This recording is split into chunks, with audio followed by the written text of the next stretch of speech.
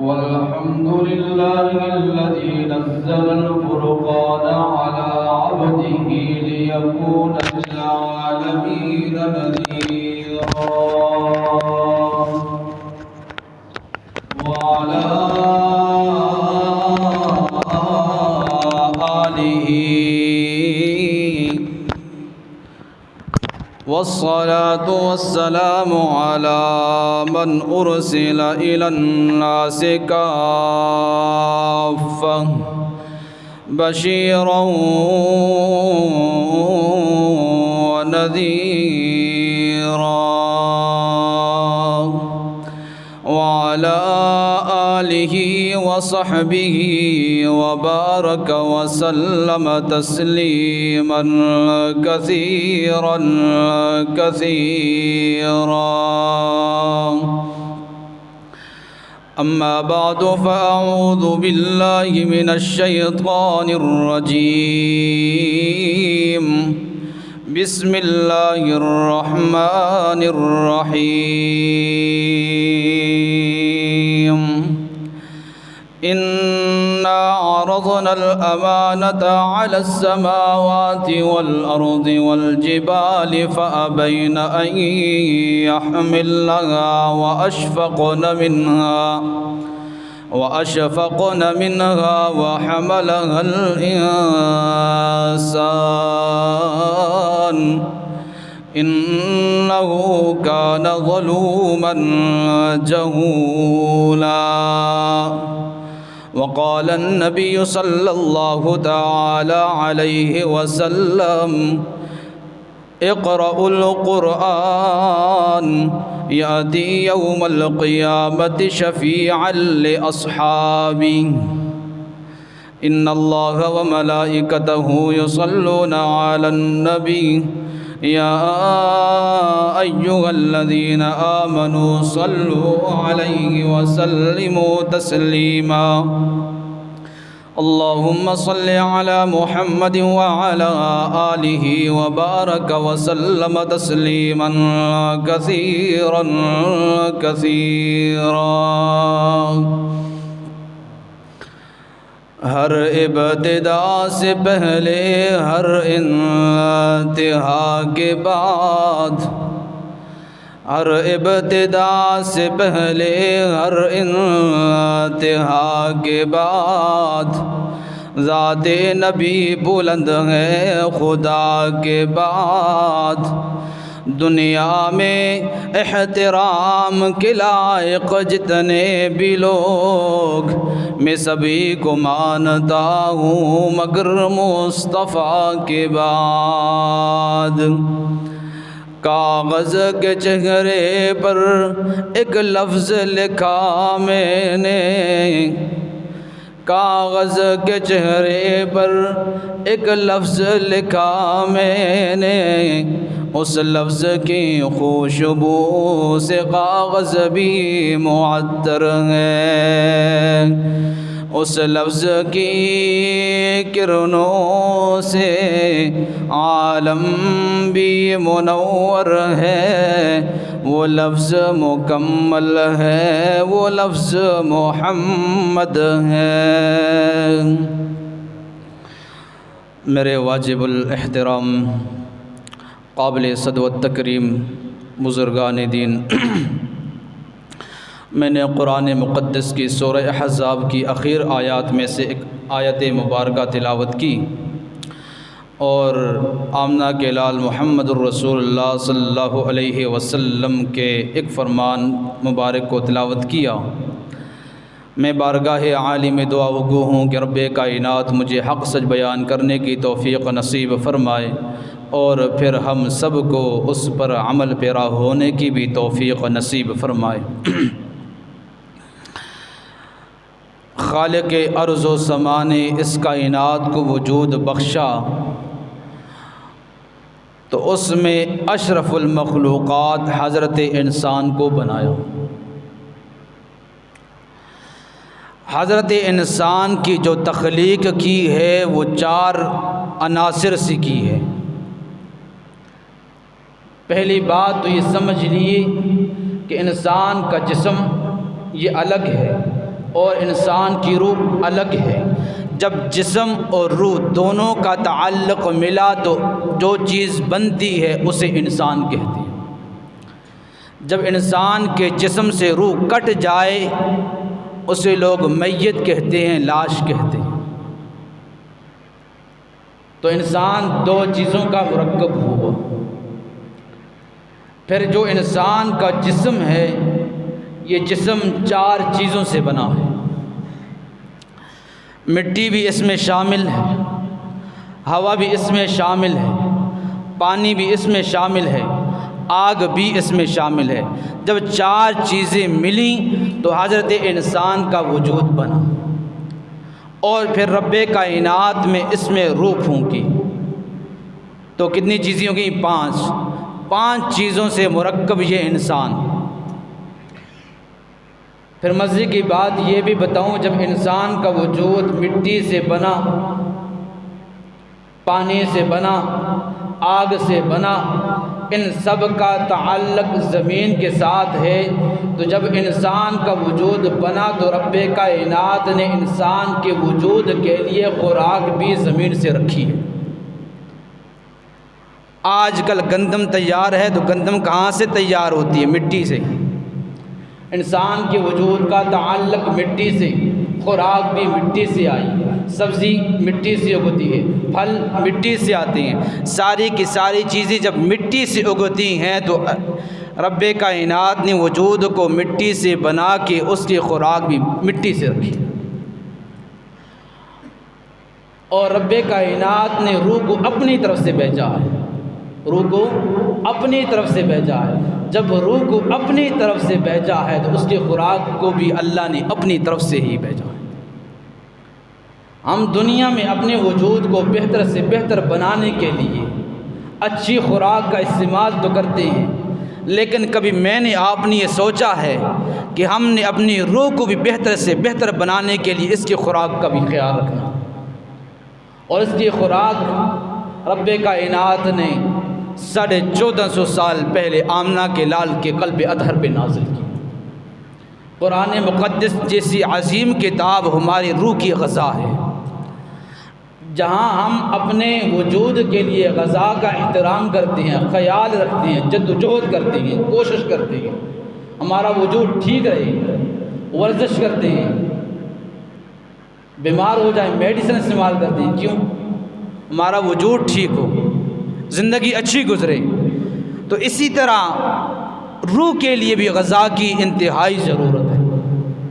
آج ہمارا جسم جب اس کو مٹی سے جو غذا رب نے بنائی جب وہ ملتی ہے، انسان کا وجود پروان چڑھتا ہے، پہلے بچہ، جوان، یہاں تک کہ بڑھاپے کی عمر کو پہنچ جاتا ہے، خوراک ملتی ہے۔ لیکن جب روح کے لیے صرف ایک خوراک رب کائنات نے قرآن کو بنایا ہے، جب قرآن کو صحیح طور پر استعمال نہ کیا جائے گا تو روح تھوڑی کی تھوڑی رہ جائے گی، اور قد نظر نہیں آتا نا، نظر آوے تو پتہ چل جائے گا کہ اصل کتنی ایک بڑی کی تھی روح اپنی۔ بہرحال تو رب کائنات نے انسان کی روح کے لیے غذا کو قرآن بنایا ہو۔ یہ قرآن کتنی عظیم کتاب ہے، اس کا اندازہ یوں لگائیے، دنیا میں میرے پاس بھی خط آتے ہیں، چونکہ آج کل تو دور نہیں، لیکن جو پرانے بزرگ ہیں جو نگرے دے خط تو آتے ہیں نا، ایک مثال تو ہے، لیٹرز آتے ہیں، خطوط آتے ہیں، میں اور آپ جب دیکھتے ہیں بیچنے والا بڑا اعلیٰ آدمی ہے، امیر آدمی ہے، مہذب آدمی ہے، ہم اس کے خط کو ادب و احترام کے ساتھ کھولتے ہیں، یار فلاں بندے نے بھیجا، مجھے یاد کیا ہے، ہم ادب و احترام سے کھولتے ہیں۔ جب دنیا کا بھیجا ہوا انسان جب خط بھیجے ہم ادب و احترام سے کھولیں، اور وہ تو خالق کل ہے، جب وہ انسان کی روح کے لیے خط بھیجتا ہے، اگر ہم اسے نہ کھولیں نہ پڑھیں تو ہم سے بڑا بے وقوف گنہگار کوئی نہیں ہے۔ اور یہ کیسا خط ہے؟ اِنَّا عَرَضْنَا الْأَمَانَةَ عَلَى السَّمَاوَاتِ وَالْأَرْضِ وَالْجِبَالِ فَأَبَيْنَ أَن يَحْمِلْنَهَا وَأَشْفَقْنَ مِنْهَا وَحَمَلَهَا الْإِنسَانُ إنه كان ظلوما جهولا۔ ایسی عظیم امانت، عظیم کتاب، عظیم خط، اللہ کریم فرماتے ہیں انا عرضنا الامانۃ علی السماوات، ہم نے اپنی اس امانت کو آسمانوں پر پیش کیا۔ کون سی آسمان؟ جو آپ کو اتنے بلندیوں پہ نظر آ رہی ہیں، ان کی مضبوطی کا اندازہ اس بات سے لگائیے کہ رب کائنات نے بغیر ستونوں کے اور آسمانوں کو کھڑا کیا ہے، درمیان میں کوئی ستون نہیں۔ جب سے رب کائنات نے آسمان کو وجود بخشا، حضرت انسان کو وجود بخشا، انسان دیکھ رہا ہے اتنے بڑی بلندیوں پہ آسمان نظر آ رہے ہیں، ایک دو نہیں 7 آسمان رب کائنات نے اتنی بلندیوں پہ اٹھا کے رکھے ہیں، لیکن نیچے کوئی ستون نہیں رکھا۔ اتنا مضبوط آسمان رب کائنات فرماتے ہیں انا عرضنا الامانۃ علی السماوات، ہم نے اپنی اس امانت کو، اس قرآن کو آسمانوں پر پیش کیا۔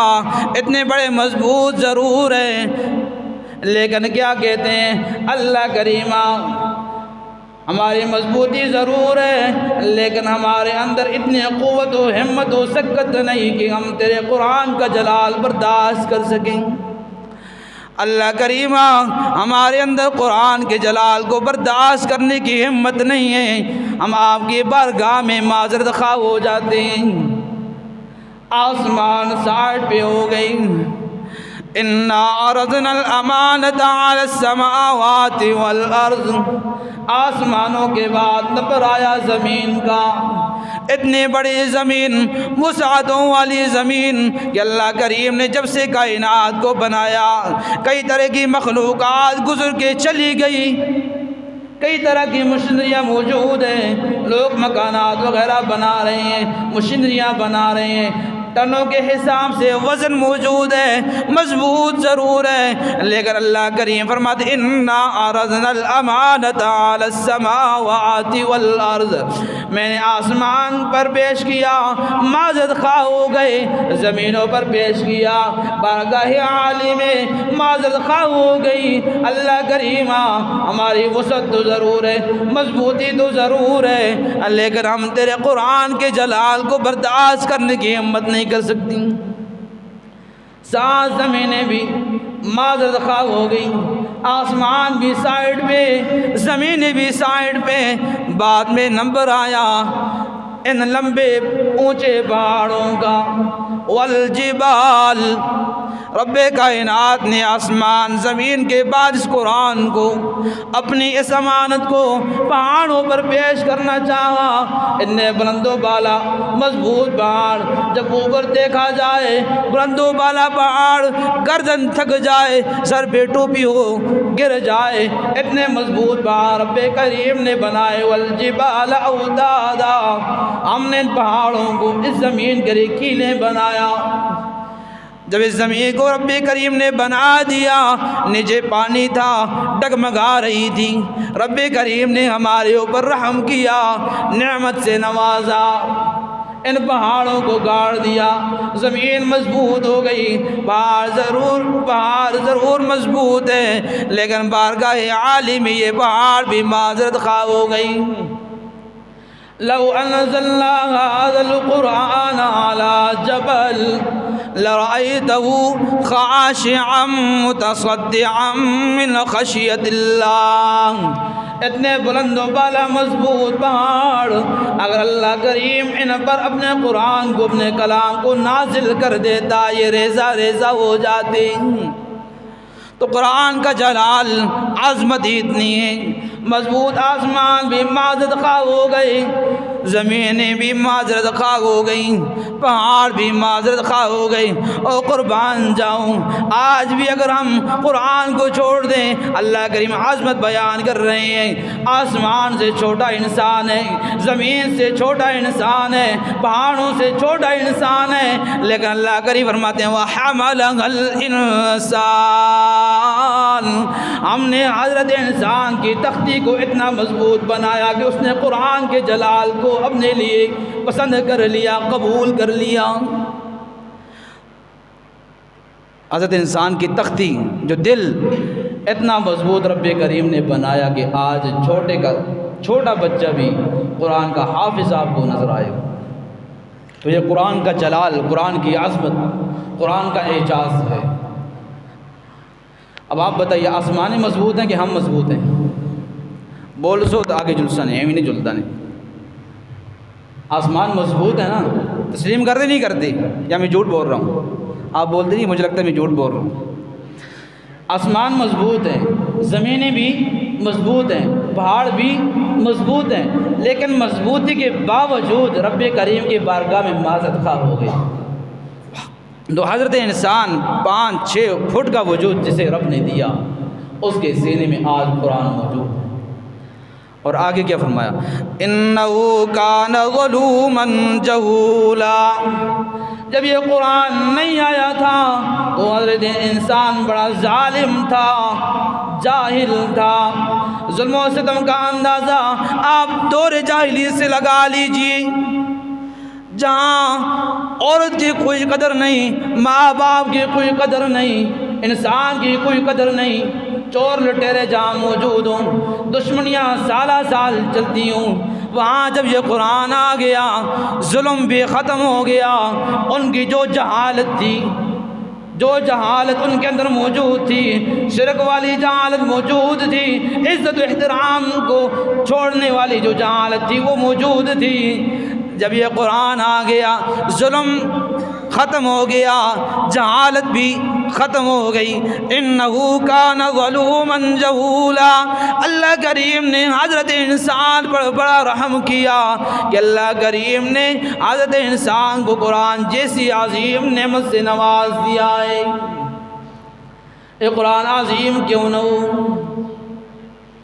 دنیا میں اللہ کریم عذاب کو بھیج دیتا ہے، لیکن جب دنیا میں 4 آوازیں اٹھ جاتی ہیں اللہ کریم اس وقت عذاب کو ٹال دیتا ہے۔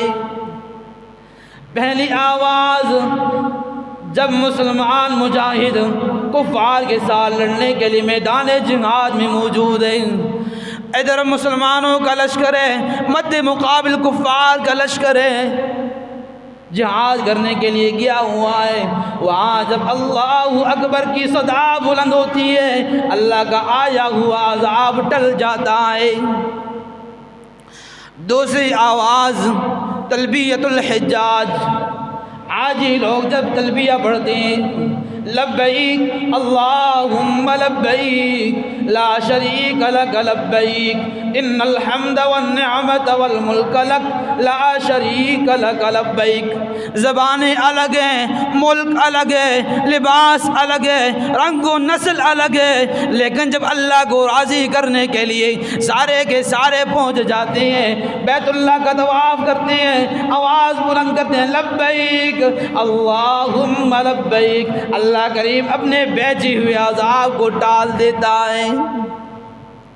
اور تیسری آواز آذان المؤذن، جب مؤذن اذان دیتا ہے اللہ اکبر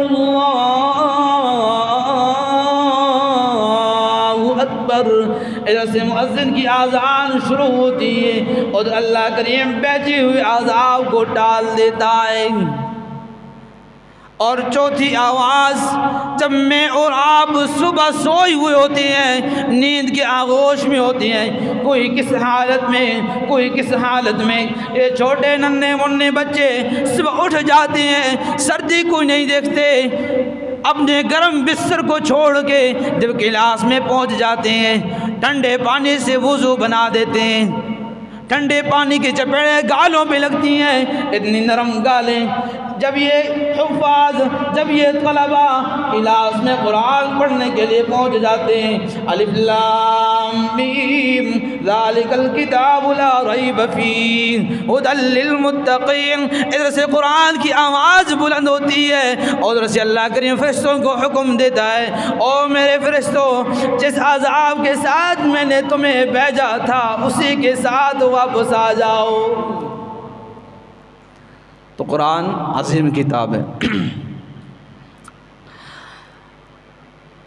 عظیم کیوں نہ ہو، ہم دنیا میں اپنے حقوق کے لیے لڑتے ہیں، اپنے ماں باپ کے حقوق کے لیے لڑتے ہیں، بہن بھائیوں کے حقوق کے لیے لڑتے ہیں، عورتوں کے حقوق کے لیے لڑتے ہیں، تو اسی طرح قرآن کی بھی ہمارے اوپر کتنے حق ہیں؟ 5۔ کتنے حق ہیں؟ 5 حقوق۔ سب سے پہلا حق یہ ہے کہ اس پر کامل ایمان لائے جائے، اقرار باللسان و تصدیق بالجنان، کامل ایمان کہ اللہ کی طرف سے یہ کتاب نازل شدہ ہے۔ جب ایمان آ گیا، دوسرا حق اس کا یہ ہے کہ اس قرآن کو پڑھا جائے، پڑھنا آ گیا، ناظرہ آ گیا، اس کے بعد تیسرا حق یہ ہے کہ اس قرآن کو سمجھا جائے، سمجھ کے پڑھنا یہ قرآن کا حق ہے۔ جب یہ بھی آ گیا، اس کے بعد پھر چوتھا حق، قرآن کے اوپر جو اللہ نے احکام نازل کی، جو حکم دیا، ان پر مکمل طور پہ اپنی زندگی کو آمادہ کرنا۔ 4 ہو گئے، اور 5واں دوسروں تک پہنچانا۔ یہ 5 حقوق قرآن کے ہیں۔ اب اگر ہم دنیا میں ماں باپ کے حقوق کو چھوڑیں، حقوق العباد کو چھوڑیں، جب تک حساب کتاب کے وقت بندے کا حق ادا نہ کیے جائے، پاؤں نہیں ہل سکیں گے۔ حقوق اللہ کے حقوق، وہ اللہ کا معاملہ معاف کرے تو اس کا فضل، حساب لے تو ہم حساب دینے کے قابل نہیں۔ تو اسی طرح قرآن کے بھی 5 حقوق ہیں، ہم اگر حقوق کو ادا نہیں کریں گے تو ہم اس قرآن کے مجرم ہیں۔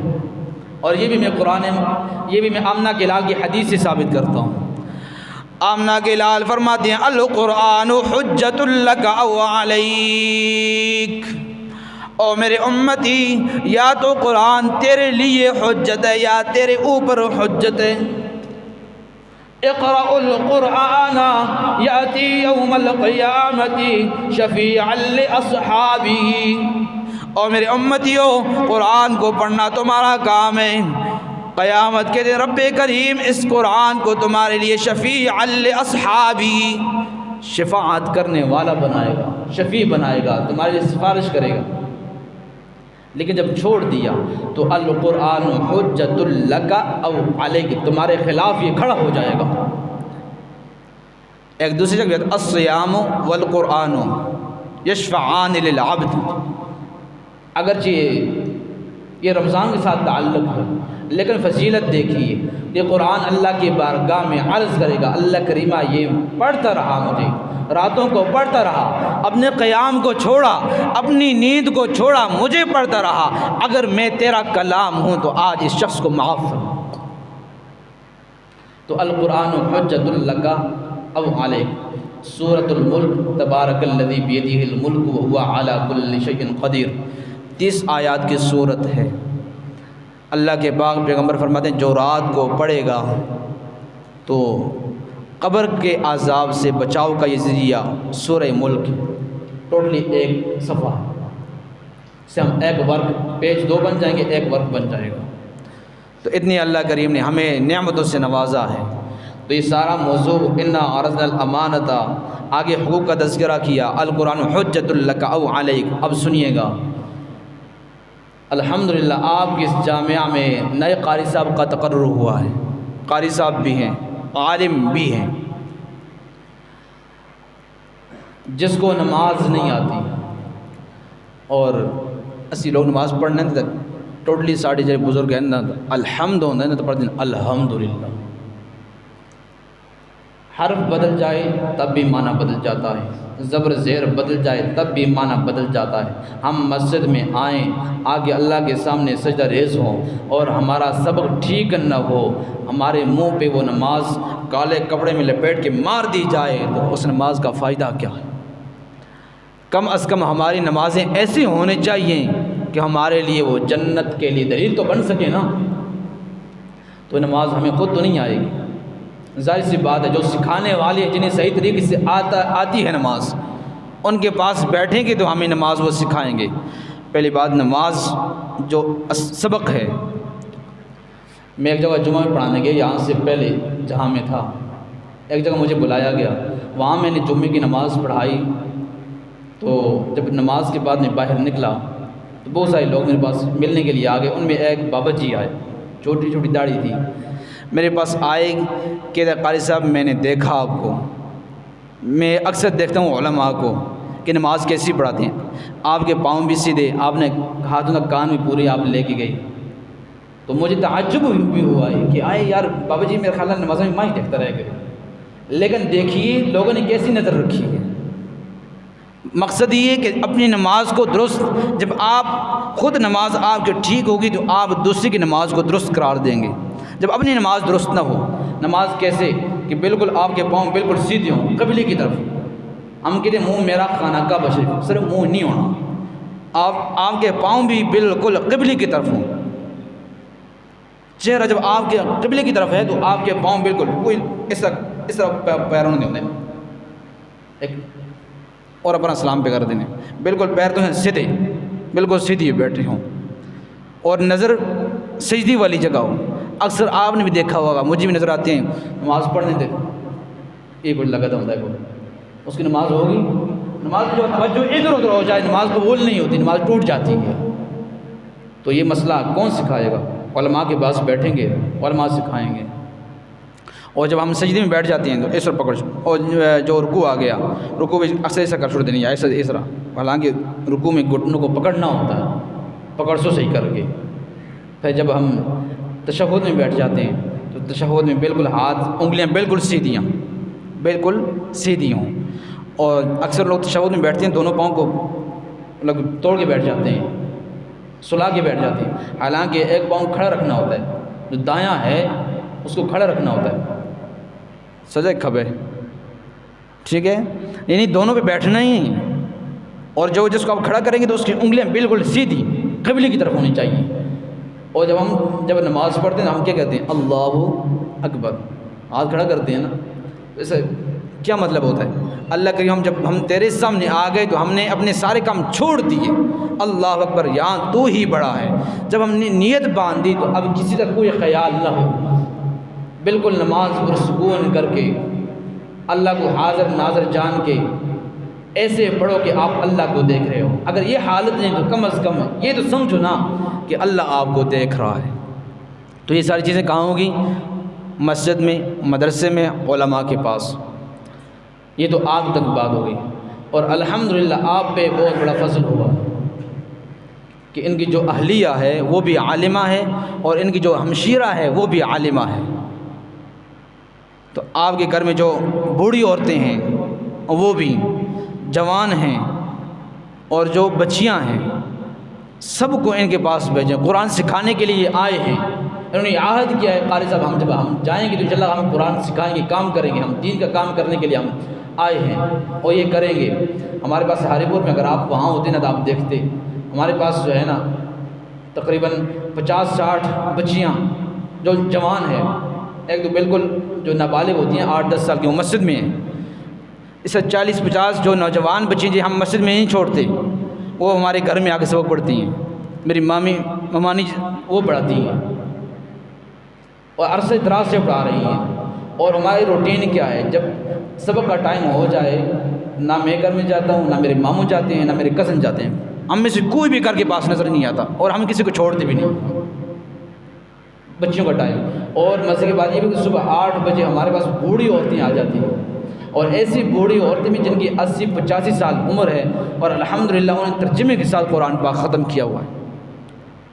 قرآن کی تڑپ ہونی چاہیے، سیکھنے کی تڑپ ہونی چاہیے. جب آپ خود بھی سیکھیں، جب آپ کے گھر میں آپ کی عورت، آپ کی بیٹی، آپ کی اہلیہ جب دینی علم سے واقف ہوگی تو آپ کے بچے دیندار نظر آئیں گے. اکثر علماء کے جو بیٹے ہوتے ہیں وہ نماز گزار ہوتے ہیں. کیوں؟ میں نے کیوں ماموں کے پاس پرورش پائی ہے، تقریباً میں 6 یا 7، آپ مجھے سنتے ہیں محبت کے ساتھ آتے ہیں، دور دراز سے آتے ہیں، تو میں نے 6-7 سال میں اپنے والدین کو چھوڑا۔ 2001 میری پیدائش ہے، 2006 یا 7 میں، یعنی میں نے تیسری کلاس آ کے ہاری پور میں پڑھی، اور اب میں 20 کر چکا ہوں۔ میں نے حفظ بھی یہاں کیا، تجوید بھی یہاں کی، سارا کچھ یہاں کیا۔ گھر سے مجھے والد نے کہا تھا کہ بیٹا میں اب قرآن پڑھنے کے لیے، عالم نہیں ہے میرے والد، لیکن کہا تھا کہ قرآن پڑھنے کے لیے لیکن آپ کو بھیج رہا ہوں۔ تو الحمدللہ 2019 میں میرے والد صاحب بیمار ہو گئے، گھر کے حالات انتہائی تنگ ہوئے، لیکن اس کے باوجود میں نے اپنے والد کے ساتھ وفا کرتے ہوئے آج میرا 8واں سال ہے، دورہ حدیث ہے 8واں سال، اور میں اپنی بات بتاؤں، میں پڑھنے کے لیے روزانہ واکنڈ جاتا ہوں اور روزانہ عصر کے وقت واپس پہنچتا ہوں۔ میرے مقتدی جو وہاں ہیں وہ کہتے ہیں بڑا تعجب ہو رہا ہے آپ صبح جاتے ہیں، لیکن والدین کے ساتھ وفا کر رہا ہوں۔ بولے والد نے پڑھنے کے لیے بھیجا تھا تو الحمدللہ وفا کرتے کرتے۔ اور میں آپ کو یہ بھی بتاؤں کہ دینی تعلیم الگ بھی، دنیاوی تعلیم بھی میرے پاس الحمدللہ 20 میں نے کیا ہے، کمپیوٹر چلانا، ہر جسے کیڑا کہتے ہیں، ہر چیزیں، لیکن جو مزہ میں نے اس لائن میں دیکھا ہے دنیاوی لائن میں وہ نہیں ہے۔ جو پیسوں کی بھی آپ بات کریں نا، وہ بھی دینی لائن میں ہے۔ بے شک آپ اپنے بچوں کو قرآن اسکول میں لگائیں، فن سکھائیں، ڈاکٹر بنائیں، انجینئر بنائیں، ہر کچھ بنائیں، لیکن جب ان کی دین میں، ان کی زندگی میں دین ہوگا تو ان کی یہاں بھی زندگی اچھی، بعد میں اچھی۔ جب آپ نے ان کو پڑھا دیا نا تو آپ جب دنیا سے چلے جائیں گے تو آپ کو بھولیں گے نہیں، کم از کم وہ آپ کے لیے صبح کے وقت سورہ یاسین پڑھ کر دعا تو کریں گے نا۔ جب وہ پڑھیں گے تو آپ کے حق میں یہ ثواب جاتا رہے گا۔ ٹائم کافی بیت چکا ہے، لیکن ایک بات عرض کرتا ہوں۔ ایک بوڑھی اماں تھی، اس نے اپنے بیٹے کو حافظ قرآن بنایا۔ اس کا بیٹا حافظ قرآن ایک بیکری میں کام کرتا تھا۔ جب وہ عورت فوت ہو گئی تو اسے ایک آدمی نے، یہ منقول بات ہے لیکن ہے بڑی قیمتی بات ہے، ایک آدمی نے اس عورت کو دیکھا کہ قبرستان میں سارے مردے، ایک ڈھیر لگ جاتا ہے، اچانک ایک ڈھیر لگتا ہے، سارے کے سارے مردے دوڑتے آ کے چھٹا مارے، بچیاں نکال، مطلب کہ کھینچ رہی ہیں، جس کو جتنا ملا بس کھینچ کے لے کے جا رہا ہے۔ وہ عورت، وہ بڑھیا پیچھے ٹہلتی آ رہی ہے، مل جائے جو ٹھیک، نہ ملے تو کوئی مسئلہ ہی نہیں۔ پوچھنے والا پوچھتا ہے ارے یہ سارے لوگ دوڑتے آئے، ایصال ثواب کا جو ڈھیر لگا تھا تمام مرحومین کے لیے، اس میں سے سارے لوگ لے کے گئی، تو نہیں آئی، وجہ کیا؟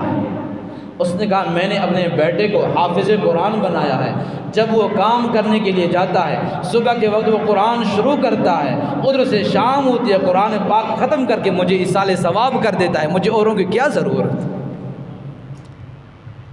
پھر وہ بندہ کہتا ہے میں نے جب خواب دیکھا تو میں نے پھر اس بیٹی کی تلاش شروع کی، تو دیکھا بیکری میں دیکھا وہ بچہ قرآن پڑھتے نظر آیا۔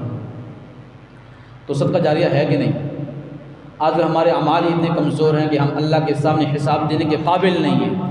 اگر کوئی یہ کہے کہ میں حساب پہ، اپنے اعمال پہ جنت میں داخل ہوں گا، تو پھر ایمین گلیں کرتا ہے، پھر پھڑیاں ہی مارتا ہے۔ اللہ کا فضل ہوگا تو ہم جنت میں جائیں گے، لیکن فضل کے لیے کم از کم ہم پر اللہ کریم نے جو حکم لاگو کیے ہیں، جو احکامات ہم پر لاگو کیے، ہم نے ان کو فالو تو کرنا ہے، ان کو کرنا تو ہے نا۔ جب ہم کریں گے تو تب کوشش کریں گے، نہیں کریں گے، خود بھی مسجد کو، مدارس کو ٹائم دیں گے کہ نہیں دیں گے؟ ہاتھ کھڑا کر کے ہاتھ کریں انشاءاللہ۔ جو ہاتھ کھڑا نہ کر سی مطلب تو دل نہیں کرتا پھر۔ اور اپنی عورتوں کو بھی بھیجیں گے نہیں بھیجیں گے؟ اس سائڈ سے جو آئیں تو اس کے لیے بائیں والا دروازہ کھول دیں گے، ادھر سے جو آئیں تو گلی والا دروازہ ہے۔ صبح 8 سے لے کے 10 بجے تک عورتوں کا ٹائم ہوگا، زور کے بعد بھی 2 سے 3 یا جتنی تعداد ہوئی اس حساب سے، اور بچیاں بھی زور کے بعد آ جائیں جو چھوٹی بچیاں ہیں۔ تو قاری صاحب یہاں بچوں کو تعلیم دیں گے، ان کے گھر والی اور ہمشیرہ گھر میں عورتوں کو تعلیم دیں گی، تو انشاءاللہ خود بھی کوشش کریں، اپنے گھر والوں کو پڑھانے کے لیے بھیجیں۔ صاف ستھرا ماحول، کشادہ ماحول اللہ نے دیا ہے تو اس کی قدر کر لیجئے، نہیں تو وَلَا تُسْأَلُنَّ يَوْمَئِذٍ عَنِ النَّعِيمِ۔ ہر نعمت کے بارے میں سوال ہوگا، تو یہ بھی ایک نعمت ہے، سوال کیا جائے گا، جواب دے سکتے ہو تو ٹھیک ہے، نہیں دے سکتے ہو تو آج سے یاد کر لو۔ وآخر دعوانا ان الحمدللہ۔